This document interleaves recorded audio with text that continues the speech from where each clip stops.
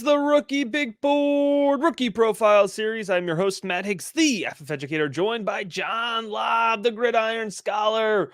This is the DeWayne McBride Rookie Profile. John, this is the final week of Rookie Profiles for the 2023 season, but no need to worry. We have plenty of pre-draft episodes still to give you insight on this draft class, and you can head on over to patreon.com/rookiebigboard to get access to our rookie, dynasty, Devy combined rankings all year long. And of course, access to the Discord, just $3 a month, patreon.com/rookiebigboard.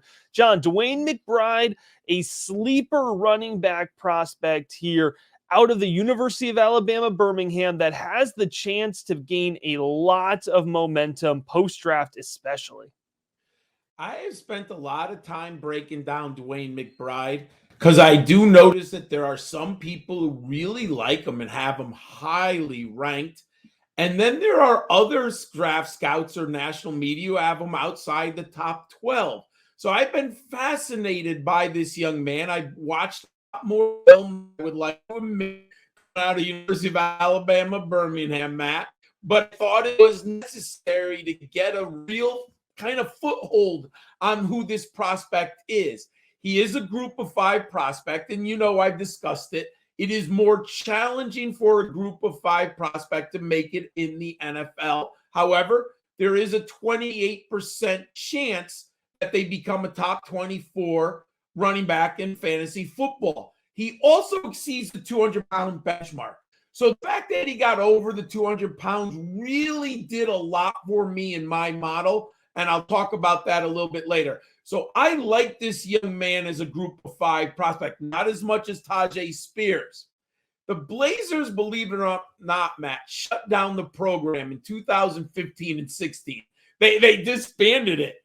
They finally came back in 2017, and they have been a very good team ever since.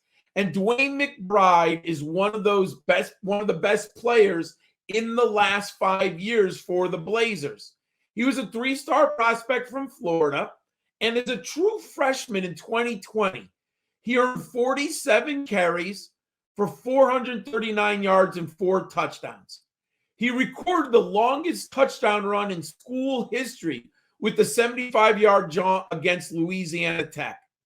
And in 2021, Matt, he replaced Spencer Brown as the starter. And there were all kinds of expectations for him, and he was incredible. Second team All-SEC All Conference USA. He scampered for 1,371 rushing yards, and he scored 13 times. Last year, he was even better, Matt. He was second team All-America by Walter Camp, Sporting News, and PFF. Conference USA Offensive Player of the Year and Doak Walker semifinalists. The numbers were outstanding. 1,713 yards rushing, 7.35 yards per carry, and both led the nation.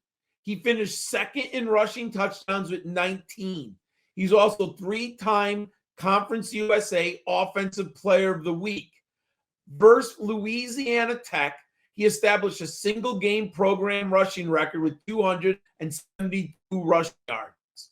He concluded his campus tenure second on the all-time Alabama Birmingham rush list, only behind Spencer Brown.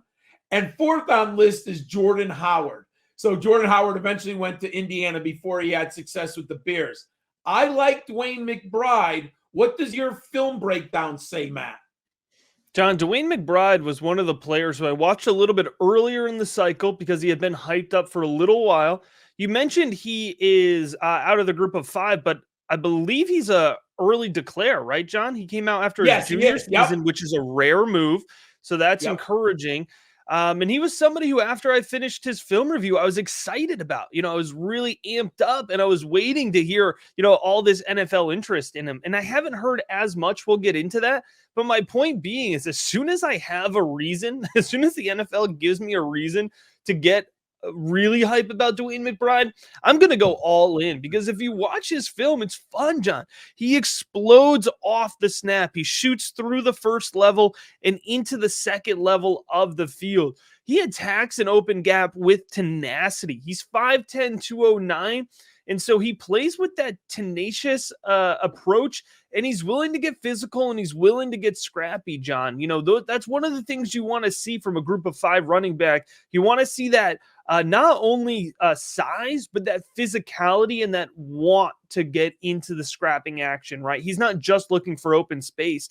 But, John, you give him an open gap, you let him get to that second level of the field, it is game over because he combines that physicality with downfield acceleration, that can be rivaled by many different players. So, in my head, maybe this is recency bias. Maybe this is because I missed on him. But when I was watching DeWayne McBride, I kept just seeing Elijah Mitchell, right?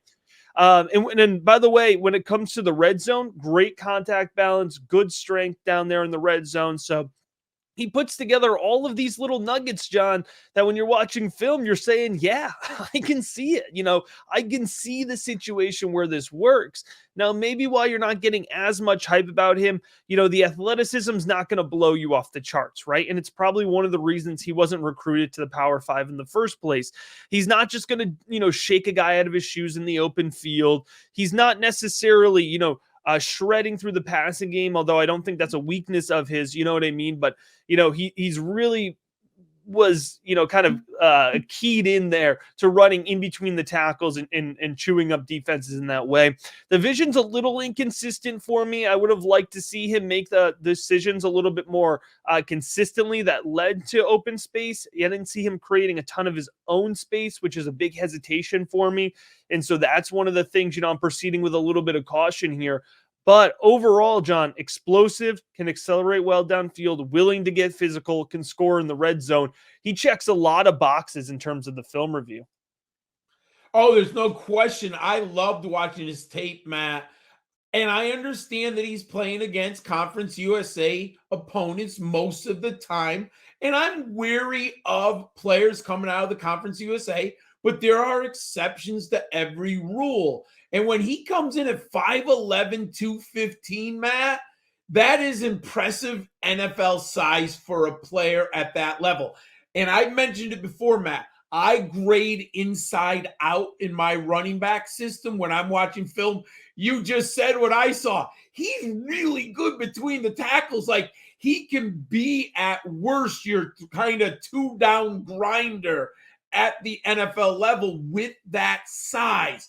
I agree the vision isn't great, but he has pretty good footwork for a big player. So there's a lot to like there. You mentioned the one weakness that any model is going to scream: 5 career receptions. But let's put it in context. That tells us nothing because UAB does not throw the football to its running backs. I mean, Matt, I don't even know if they have a play call in the playbook to throw the ball. I can't tell you if he can or can't catch the ball. I mean, the numbers just tell you he didn't do it. It doesn't mean he can't, but obviously I can't give him a check mark because we haven't seen it. Scrimmage yards dominator, 30%. I don't care where you are. That's an impressive number. 1,723 scrimmage yards this year. That's great. The number my model likes, and I understand it's inflated considering the competition, 7.3 yards per carry. That's really impressive, Matt. He has some nice long runs.